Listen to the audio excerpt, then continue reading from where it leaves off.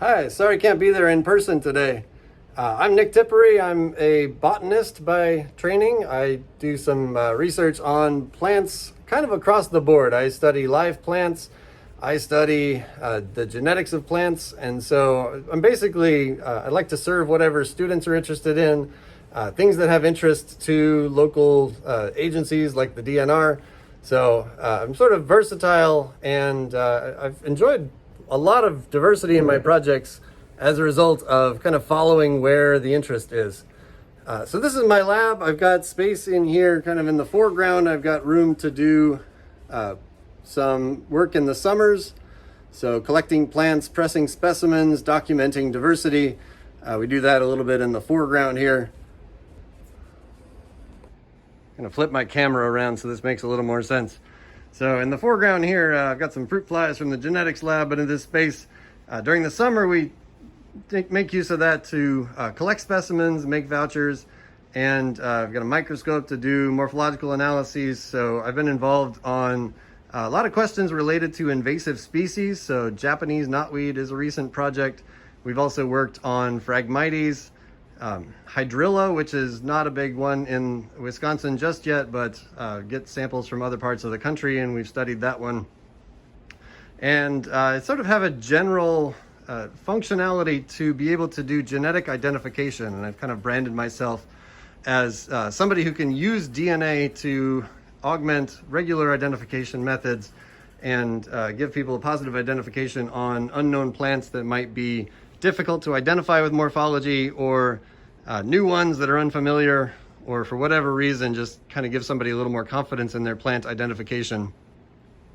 And that's also something that I've involved students on. So I get students who are interested in getting some lab research, and they kind of come to me looking to get experience doing DNA work, PCR.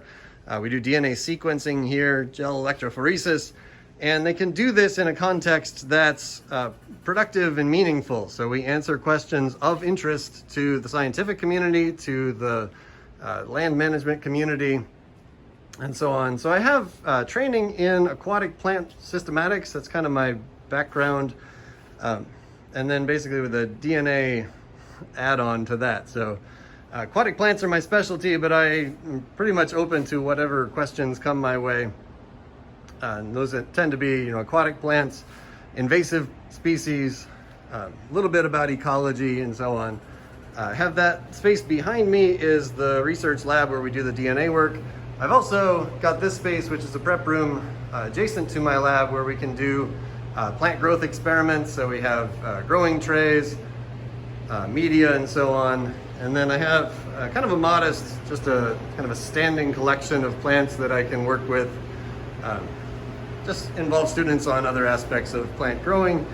In this space here, I've got a student who's currently doing a growth experiment on Azolla, the water fern, doing different nutrient media that they can grow in. So lots of space here. I run through 5 or 10 students a year doing research, and lots of opportunities for them to work in the lab. Of course, when the weather gets nice, and sometimes during the summer, we get involved working outdoors, and involve students on plant habitat surveys, so identifying plants and making inventory lists of properties. We worked with the Nature Conservancy on some projects where they have newly acquired land and they want to know what plants are located on there, terrestrial and aquatic plants. So I've got background in plants. I don't always have students who are interested in plants, and I'm pretty happy to work with them. Whatever they come in interested in, we can work on that. Microscopy, we do light microscopy here, just sort of a dissecting microscope setup.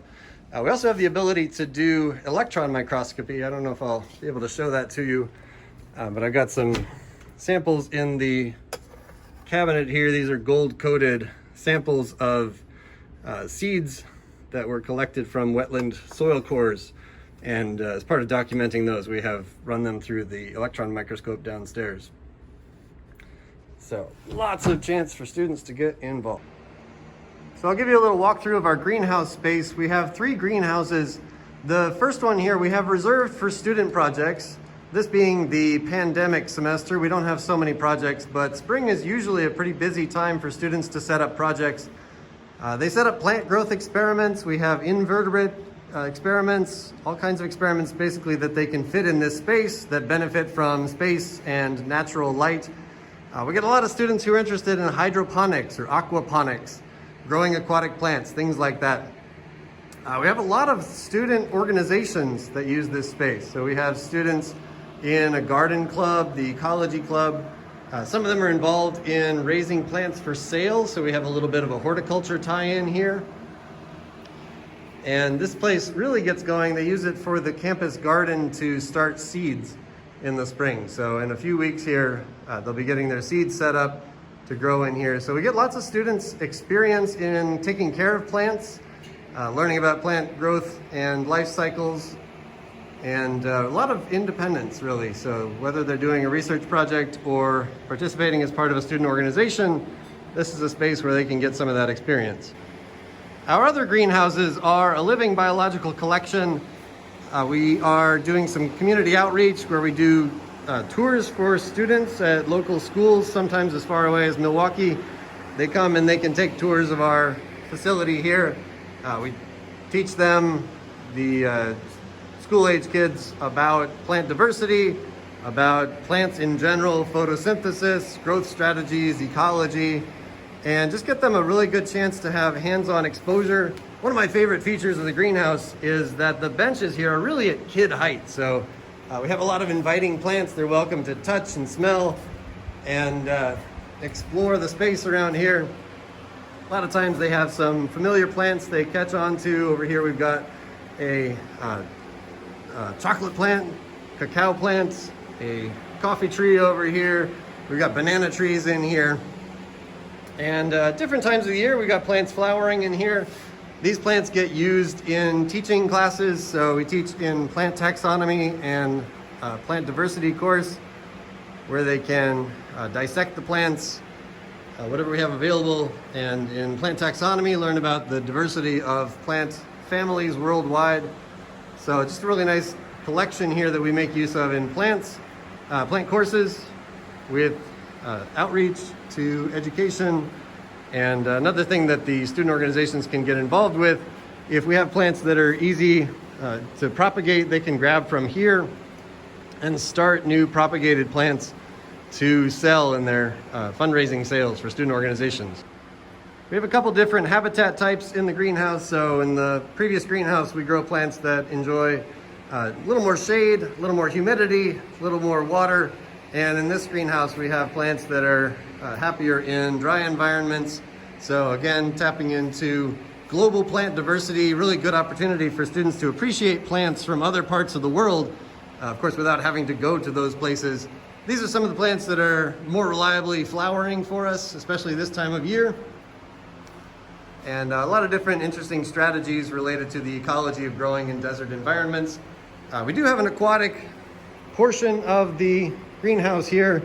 Not too much growing there, but students have opportunities to do research with aquatic plants. In my Plant Kingdom class, I involve students in a project where they grow this water fern, azolla, that's growing on the surface of the water in the aquatic tanks.